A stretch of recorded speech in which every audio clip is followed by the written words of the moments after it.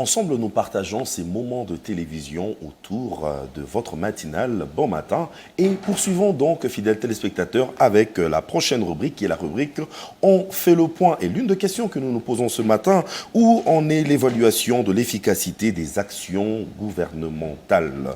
Il faudra retenir que le président Félix-Antoine Tshisekedi a promis lors du premier conseil des ministres du 14 juin 2024 une évaluation trimestrielle rigoureuse des membres du gouvernement souminois. Alors que nous sommes plusieurs mois après cette annonce, l'opinion s'interroge donc autour de cette promesse. Cette promesse est-elle ensemble avec, est-elle rigoureusement mis en action présentement? Nous nous posons donc des questions avec notre invité que nous avons le plaisir de recevoir sur ce plateau, qui est M.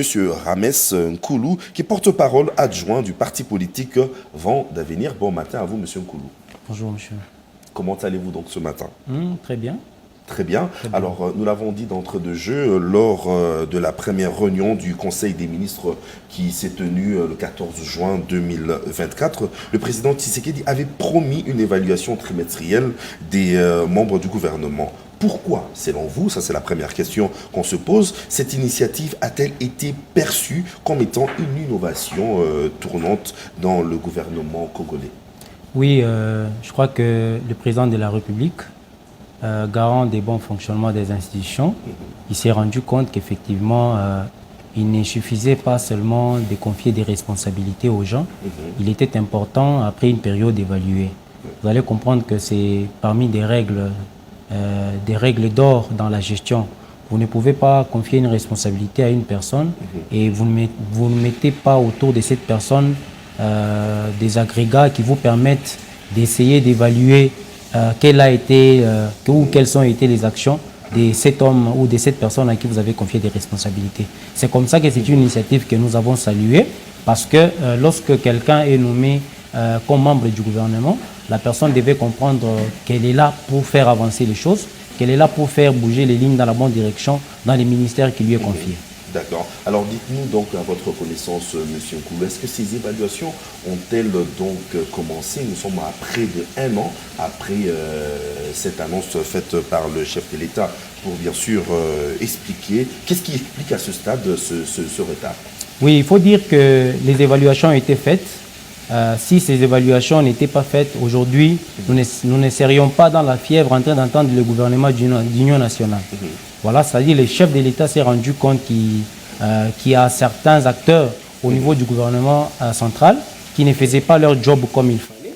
Et il a jugé l'opportunité de pouvoir inviter ou penser à la formation d'un gouvernement d'union nationale qui viendra avec certains acteurs et qui viendront aussi pour essayer de bouger les lignes. Voilà. Donc moi j'ai dit que c'est tombé à point nommé. Le président jusque-là, il a respecté cette parole, de pouvoir d'abord évaluer les ministres, et quand on se rend compte qu'il y a des ministres qui n'ont pas travaillé ou qui n'ont pas bougé les lignes dans leur secteur d'activité, parce qu'ici, qu'est-ce qu'il faut comprendre? Toute la nation arrive à bouger lorsque chacun fait sa part, lorsque chacun remplit son travail comme il faut. Voilà. Malaïka aujourd'hui est en train de resplendir parce que vous faites votre travail. Il y a quelqu'un d'autre en train de faire le travail. Quand vous suivez vos émissions de sport, on sait que chacun fait son travail.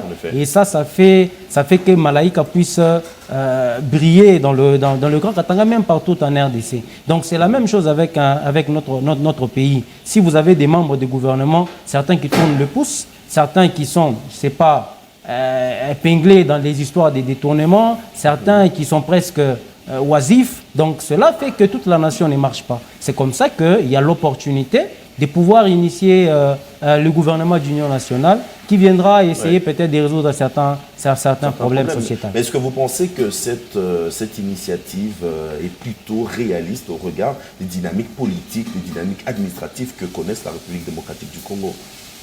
Oui, parce qu'il faut dire ici, selon les récents rapports de la Banque mondiale, il a été dit que nous avons réalisé une croissance économique en termes de PIB en 2022 de 8,9. En 2025, nous avons réalisé une croissance économique de 6,5. Mais malheureusement, il faut dire que 73,5% de la population vit avec 2,5, en fait, moins de 2,5 $ par jour Donc il y a des défis vraiment importants à relever. C'est comme ça qu'ici, il faut comprendre que vraiment, il y a l'opportunité de pouvoir essayer de revoir notre gouvernement. D'accord, le gouvernement d'Union nationale, qu'a-t-il à voir avec cette réévaluation? Quel est donc le mariage que vous faites, puisque vous l'avez dit tout à l'heure? Oui, parce que l'évaluation vient trop souvent pour essayer d'infirmer une hypothèse ou confirmer une hypothèse. Mais déjà, lorsque vous et moi, nous essayons de regarder la marche de notre pays, nous aboutissons à une conclusion qu'il y a certains membres du gouvernement qui ne travaillent pas correctement. C'est d'où l'opportunité du gouvernement d'Union nationale. Pourquoi? Parce que dans le gouvernement d'Union nationale, nous voulions bien faire les choses. Très bien. Nous voulons faire avancer les choses. Nous-mêmes, nous connaissons les secteurs d'activité qui n'ont pas sensiblement bougé, où les lignes n'ont pas bougé dans la bonne direction. Et nous disons et nous pensons repenser cela avec le gouvernement d'Union nationale qui viendra, avec des animateurs qui viendront pour bouger. D'accord, quand vous dites nous-mêmes, nous savons ce qui a bougé, mais est-ce qu'une façon de nous dire qu'il n'y a pas eu une évaluation qui a été faite, mais c'est plutôt certaines analyses ou certaines estimations qui sont faites plutôt? Non, il y a une évaluation. Et si vous dites que l'évaluation a été faite, elle a été faite quand, où et comment? L'évaluation dans la gestion d'une république, l'évaluation trop souvent, elle est faite dans des conseils des ministres. Vous et moi ne participons pas malheureusement à ces conseils des ministres, mais il y a des vérités qui sont dites dans le conseil des ministres où on dit à tel ministère, non, chez vous, on ne sent pas que ça bouge. De l'autre côté, on dit que c'est là que ça bouge. Peut-être que ça ne se fait pas de manière aussi publique, aussi je dirais, je ne sais pas, formelle, mais dans des conseils des ministres, il y a des ministres qui reçoivent parfois des questions par rapport au fonctionnement de leur ministère. Et même, quand vous dites parfois, c'est en liaison avec cette évaluation qui devait être faite, oui, en liaison comme le chef de l'État l'avait annoncé. Je dirais, avec la tradition que nous avons respectée de tenir les conseils des ministres chaque vendredi, cela voudrait dire que chaque vendredi, au moins chaque semaine, on évalue l'activité de chaque ministre. D'accord. Et à votre stade, dites-nous alors, comment qualifierez-vous donc l'efficacité du gouvernement Soumina, tout le cas, j'y arrive, à ce jour? Dites-nous donc. À ce jour, le gouvernement souminois, s'il faut essayer d'établir un bilan, nous pouvons dire que le bilan est moins reluisant. Voilà, il est moins reluisant.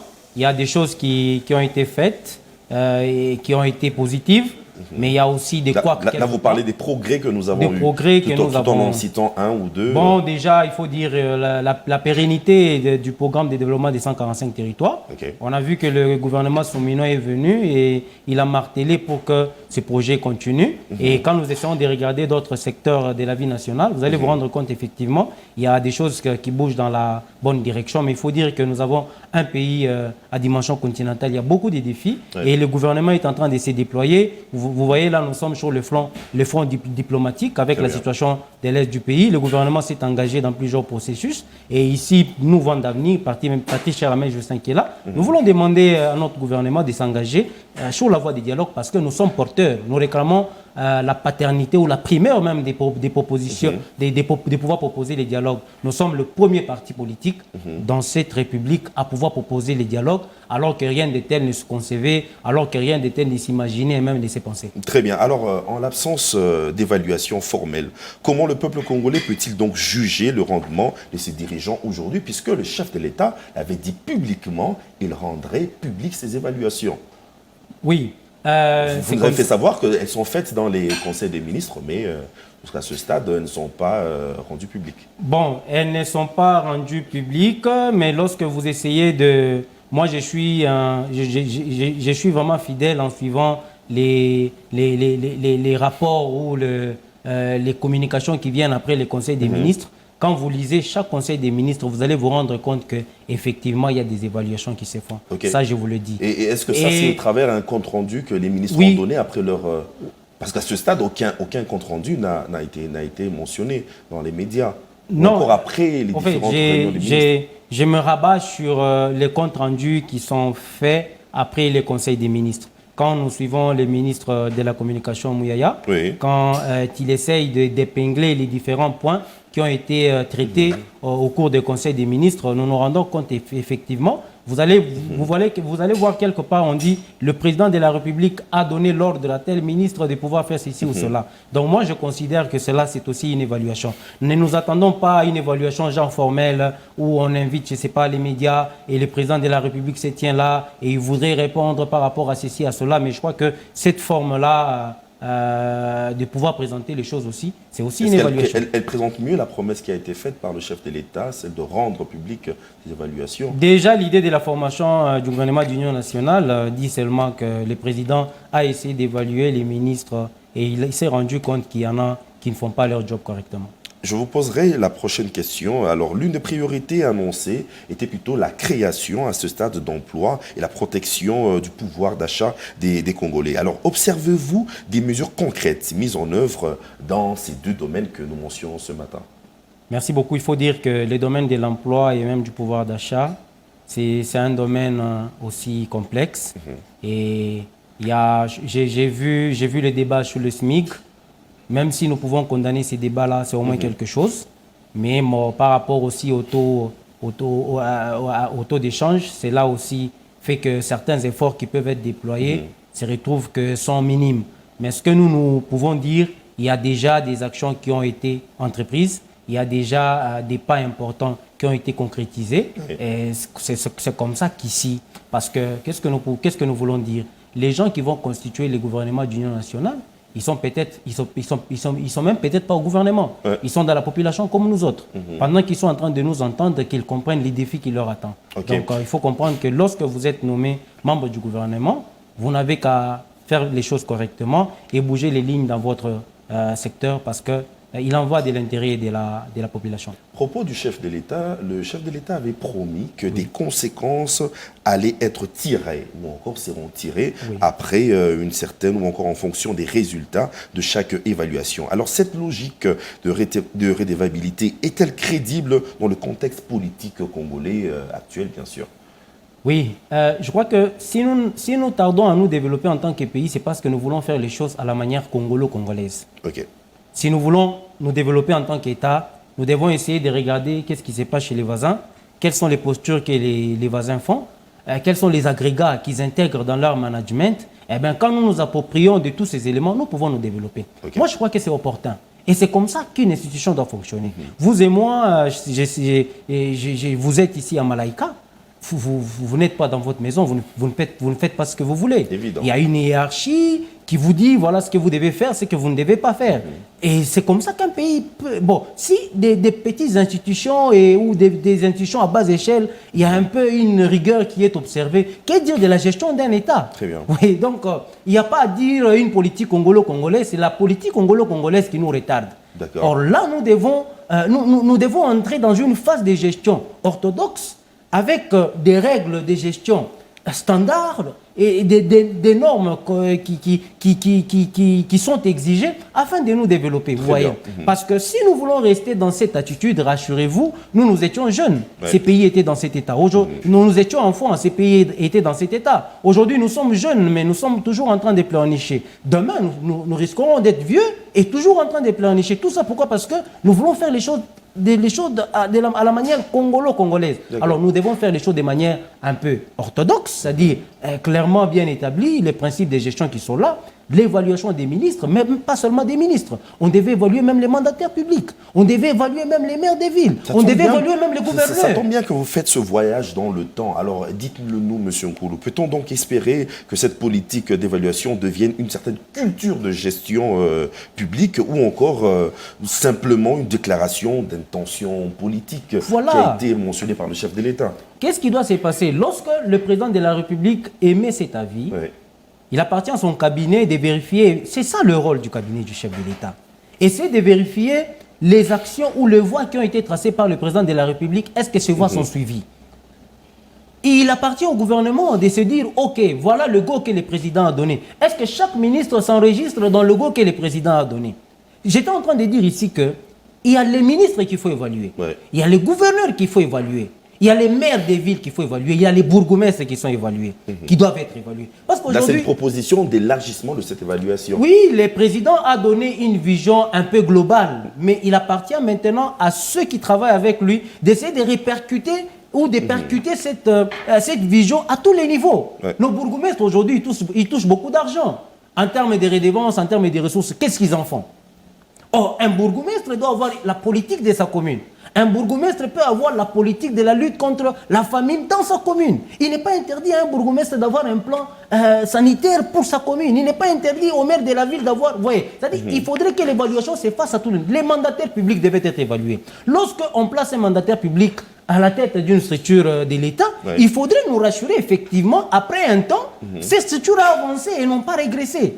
Il est inconcevable de confier des responsabilités aux gens et ne pas établir des mécanismes de contrôle parce que dans les principes de gestion, il y a 3 types de contrôles. Nous avons ce qu'on appelle le contrôle a priori, nous avons ce qu'on appelle le contrôle concomitant et nous avons ce qu'on appelle les contrôles a posteriori. C'est-à-dire les outils de gestion sont là pour nous permettre d'évaluer quelqu'un à tous les moments. Parfait. Et il est difficile de laisser quelqu'un comme s'il était en train de gérer sa maison. On ne sommes pas en train de gérer nos maisons personnelles, nous ne sommes pas en train de gérer nos bicoques, nos maisons personnelles, nous sommes en train de gérer la République. Et lorsque nous gérons la République, nous devons être conséquents. D'accord. L'avant-dernière question que je vous poserai, M. Nkoulou, c'est plutôt celle de savoir. Dites-le nous donc, selon vous, les conditions nécessaires afin que ces évaluations soient concrètes, réalistes et soient plutôt transparentes. Qu'est-ce qu'il faudra réunir encore à ce stade au regard des réalités vécues et palpées jusqu'à présent? Le patriotisme, le changement des mentalités, l'amour du pays. L'amour du pays. Du sommet à la base, nous devons aimer le pays. Okay.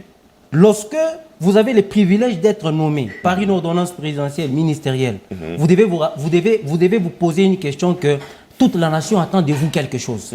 Donc, s'il n'y a pas de patriotisme, s'il n'y a pas de changement des mentalités, ou s'il n'y a pas toutes ces valeurs qui peuvent permettre à un pays de se développer, je vous dis que nous allons passer des années. On peut même ressusciter Magoufouli aujourd'hui, on l'amène à la tête de la RDC, il ne fera rien. Vous comprenez un peu ce que j'ai dit. C'est-à-dire, la gestion de la République, aujourd'hui, ce n'est pas seulement que c'est Tshisekedi. On peut ressusciter Magoufouli, on l'amène à la tête de la RDC. Avec les mêmes incompréhensions, avec le même manque de changement de mentalité, l'absence du patriotisme, nous allons patauger. Voilà. Très bien.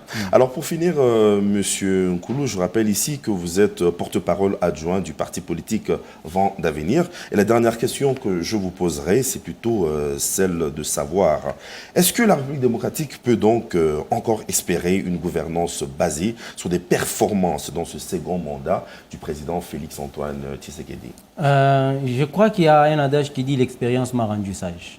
Okay. Je crois que le chef de l'État, après le premier mandat et le deuxième qu'il est en train de conduire, il s'est rendu compte qu'il a eu autour de lui des gens qui ne l'ont pas vraiment aidé. Et je crois que si nous voulons effectivement nous développer, nous devons établir ces règles de performance. Je vous l'ai dit, dans nos banques ici, il y a des règles. Quand vous allez dans des entreprises, il y a des règles. Tout le monde est évalué. Tout le monde est évalué. Vous n'êtes pas compétent, vous vire. Vous n'êtes pas compétent, vous vire. Vous répondez mal à un client, vous êtes à la banque, les rapports vont à la hiérarchie, et bien on vous vire. Mais comment, au niveau du gouvernement, on devait avoir des laissés-aller alors qu'il s'agit là de la vie de la population. Il s'agit de millions de vies qui sont mises en jeu et on ne peut pas laisser les gens comme ça. Donc, il faut établir des règles de contrôle et pour essayer d'évaluer la performance. Et vous n'êtes pas performant, vous ne méritez pas. Très bien. Il ne faudrait pas que la politique soit un coin où on englobe tous ces gens qui ne sont pas utiles à la société. Un refuge éternel. Non, ce n'est pas un refuge éternel des gens incompétents. La politique devait être un secteur où nous rencontrons les intelligentsia, nous rencontrons les compétences. Mais malheureusement, ici, chez nous, au Congo, vous allez voir quelqu'un qui est compétent, mais vous lui confiez une responsabilité, il patauge. Qu'est-ce qui se passe? Est-ce que c'est le système qui pêche plutôt? Est-ce que c'est le système? Mais non, moi je crois que c'est un problème de volonté, c'est un problème de conviction. Ok, vous l'avez dit, patriotisme également. Oui, le patriotisme. Quand quelqu'un est convaincu, quand quelqu'un veut travailler, quand quelqu'un veut faire avancer les choses dans la bonne direction, eh bien il le fait. Très bien. Monsieur Ramès Nkoulou, ça a été un plaisir d'échanger avec vous ce matin. Merci beaucoup, ça a été un plaisir. Dans notre tranche, on fait le point. Merci beaucoup. Et on vous dit sans doute à la prochaine occasion. Oui, merci. Ensemble, nous poursuivons donc, fidèles téléspectateurs, autour de nos différentes rubriques. Vous avez vu Shadrach faire son entrée. La deuxième livraison des actualités, c'est tout de suite avec Shadrach Kaila. Suivez.